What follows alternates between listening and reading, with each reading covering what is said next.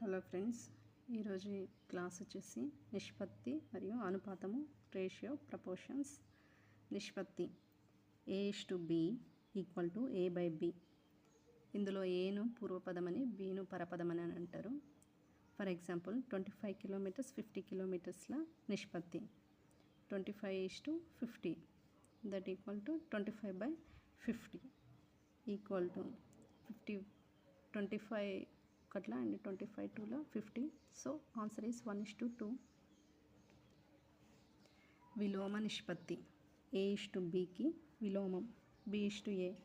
ఎట్లా అంటే 1/A:1/B. By cross multiplication B:A అవుతుంది.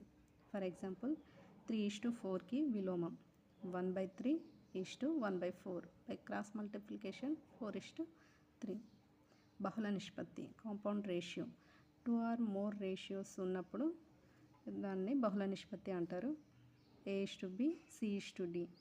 దాన్ని ఎలా రాస్తామంటే A/B × C/D. So A × C AC, B × D BD, AC/BD. దాని నిష్పత్తిలో ఎలా చెప్తామంటే AC:BD. For example A:B = 2:3, B:C = 4:5.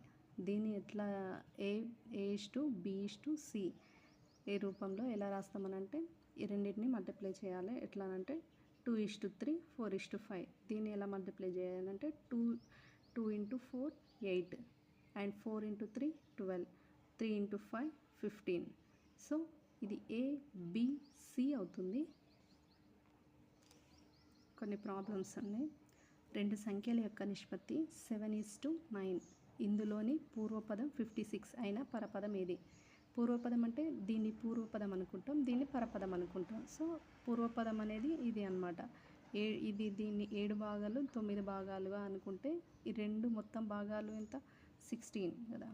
So అందులో 7 భాగాలకి ఎంత 56 అయిందనుకో, 9 భాగాలకి ఎంత అవుతుంది అంటే 7 భాగాలకే 56 అయినప్పుడు 7 భాగాలకి 56 అయినప్పుడు 9 భాగాలకు అనేది ఎక్కువ అవుతుంది కదా. అప్పుడు ఎక్కువ బై తక్కువ, అప్పుడు ఎక్కువ బై తక్కువ. ఇక్కడ ఈ పార్ట్లో ఇక్కడ ఉన్నటువంటి 56 అనేది వస్తుంది అనమాట. సో 9/7, 7 ఒకట్ల 7 8ల, సో 8 9s 72. సో పరపదం ఏంది 9 భాగాలకు ఎంత వస్తుందనంటే 72. Next problem. ముగ్గురు కూలీలు 195 రూపాయలని 7:5:3 నిష్పత్తిలో పంచుకున్నారు. అయినా వారి కూలీ ఎంత?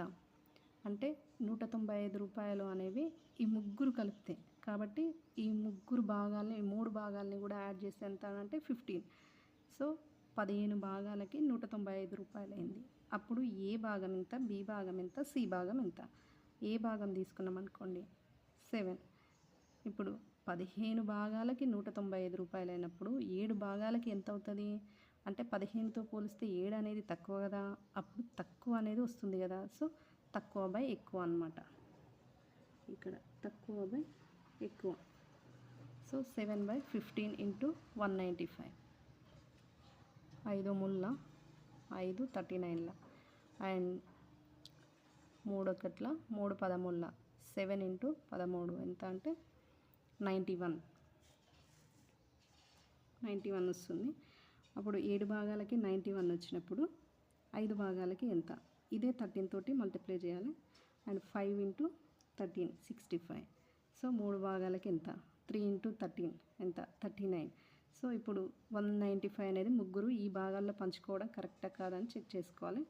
91 ఏది వచ్చేసి 91 రూపీస్, బి వచ్చేసి 65 రూపీస్ అండ్ సి వచ్చేసి 39 రూపీస్. So 195 rupees. సో మనం చేసినటువంటి ప్రాబ్లం అనేది కరెక్ట్ అనమాట. ఇంకొన్ని ప్రాబ్లమ్స్ అండి వీటి మీదనే, నిష్పత్తిలోనే ఇంకొన్ని ప్రాబ్లమ్స్. రెండు సంఖ్యల యొక్క నిష్పత్తి 3:5. ఆ సంఖ్యల మొత్తం 128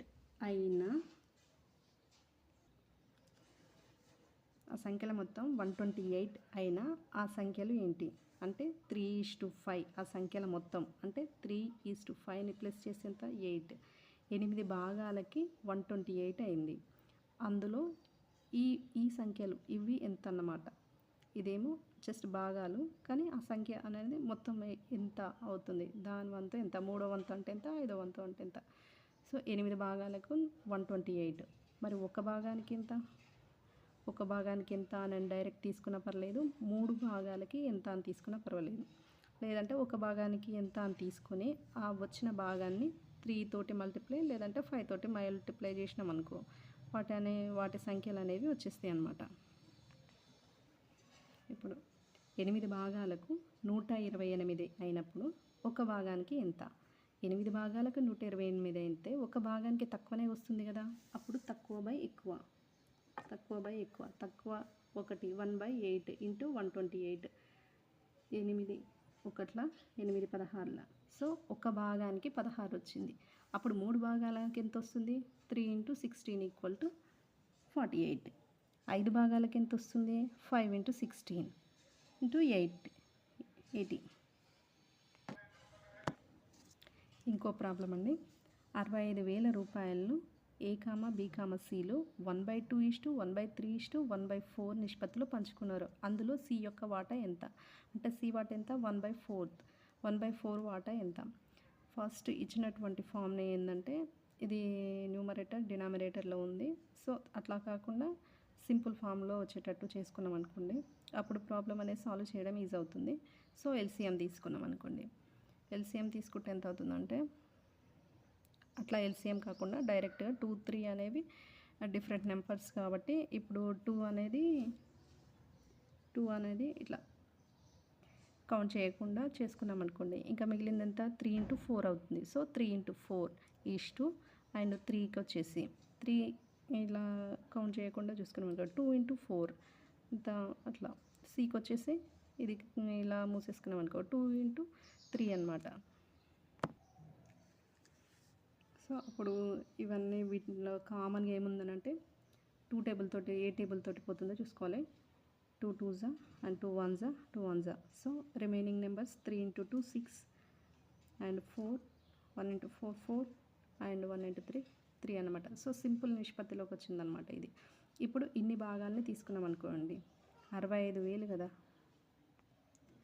ఇప్పుడు ఈ భాగాలన్నింటినీ యాడ్ చేసినాం అనుకోండి, 13 భాగాలకు 65,000 రూపాయలు. అప్పుడు C వంతు ఎంత, C వంతు అని అంటే ఇక్కడ ఎంత, 3 భాగాలు. అప్పుడు 3 భాగాలకు ఎంత, 13 భాగాలకు 65,000 అయినప్పుడు 3 భాగాలకు అనేది ఎంత అవుతుంది, 3 భాగాలు అనేది తక్కువ కదా. సో తక్కువ బై ఎక్కువ అన్నమాట. తక్కువ ఎంత ఉంది, 3, ఎక్కువ ఎంత, 13. So 13 × 65,000. So 13 1s 13 5s. So C భాగం ఎంత అంటే 15,000 అవుతుంది. ఒకవేళ మీకు ఈ ప్రాబ్లం కరెక్టా కాదా అని తెలుసుకోవాలంటే అలాగే BAలను కనుక్కొని అప్పుడు క్యాలిక్యులేట్ చేసినాం అనుకో, సమ్ చేస్తే అప్పుడు 65,000 వచ్చింది అనుకోండి, కరెక్ట్ అనమాట.